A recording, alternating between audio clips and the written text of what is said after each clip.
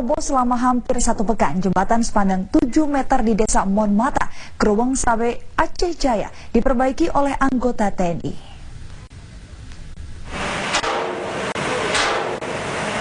Puluhan anggota TNI Angkatan Darat dari Korem 012 Tengku Umar bekerja siang malam untuk membangun jembatan darurat di Desa Monmata, Kreweng Sabe, Aceh Jaya. Perbaikan jembatan ini dipercepat karena akibat putusnya jembatan, sejumlah wilayah di barat dan selatan Aceh terisolasi.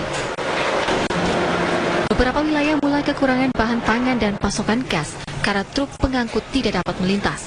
Selain itu, perbaikan jembatan ini dipercepat untuk menghadapi puncak arus balik Idul Fitri. Alhamdulillah, sekarang sudah 99%. Tinggal finishing, penguatan, perapian.